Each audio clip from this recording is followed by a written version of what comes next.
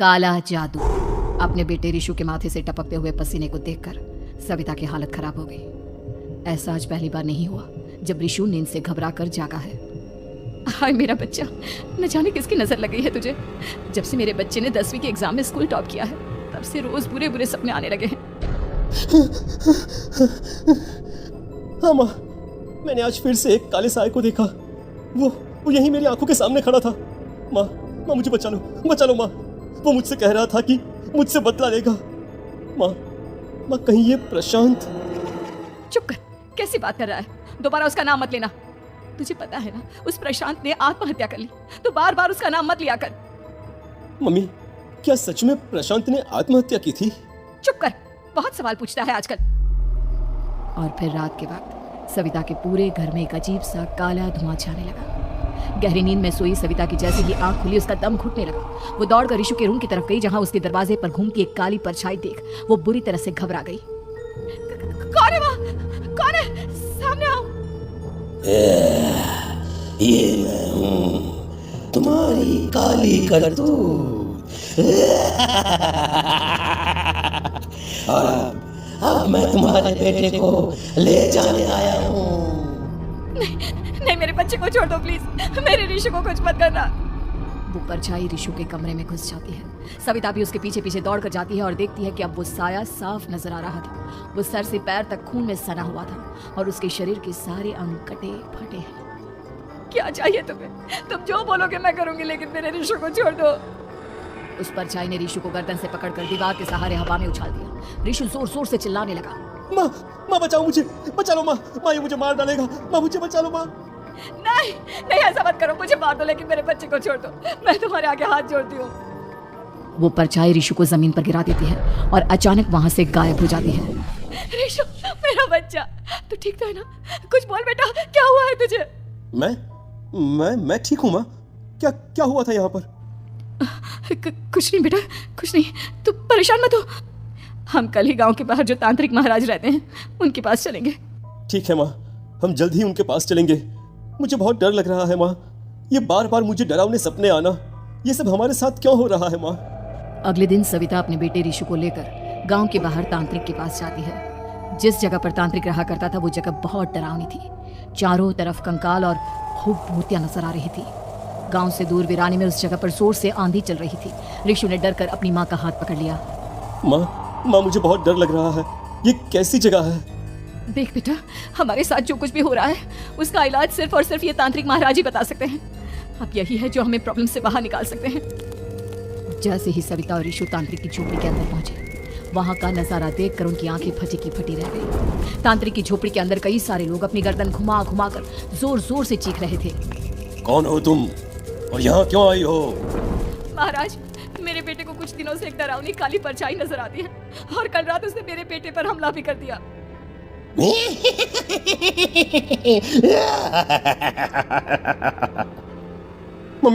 Mummy हमें यहाँ से चलना चाहिए। ये जगह मुझे ठीक नहीं लगती। नहीं बेटा, ऐसा नहीं कहते। रुक जाओ, 2 मिनट के लिए रुक जाओ। क्या कहा? काली परछाई? तुम्हारे बेटे पर किसी काली परछाई ने हमला किया? हाँ महाराज, वो कह रही थी कि वो मेरे बेटे को कुछ कर देगी। कोई उपाय बताइए महाराज, मेरे बेटे के साथ कुछ गलत नहीं होना चाहिए। तुमने किसी दूसरे के साथ गलत किया है तो तुम्हारे साथ भी गलत होकर ही रहेगा। तुमने किसी की जान ली है, किसी को मार डाला है तुमने। नहीं महाराज, मैंने ऐसा कुछ नहीं किया। मैंने किसी की जान नहीं ली। मुझे कोई उपाय बताइए। लगता है तुम इतनी आसानी से नहीं मानोगी।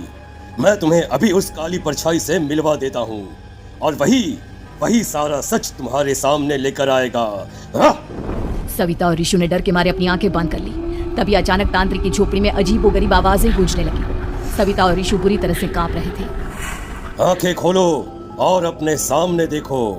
क्या यही है वो जिससे तुम कल रात को मिली थी? बताओ मुझे।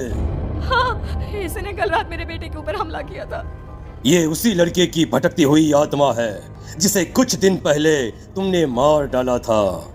मम्मी ये महाराज क्या कह रहे हैं? क्या सच में आपने किसी की जान ली है, किसी को मार डाला है? अगर हाँ तो बताइए ना मम्मी, किसको मारा है आपने? किसको? तुम्हारी माँ इतनी आसानी से सच नहीं बताएगी बेटा। इसने एक बच्चे की जान ली है। कहीं उसका नाम प्रशांत तो नहीं महाराज? वो मेरा दोस्त है, मेरा मतलब मेरा पड़ोसी है। सही पहचाना। देखा सविता, तुम्हारा खुद का बेटा भी जानता है कि तुमने किसी के प्राणों की बलि चढ़ा दी और इसीलिए अब उसकी बुरी आत्मा तुम्हारे घर में भटकती है। मुझे माफ कर दीजिए महाराज, मुझसे बहुत बड़ी गलती हो गई।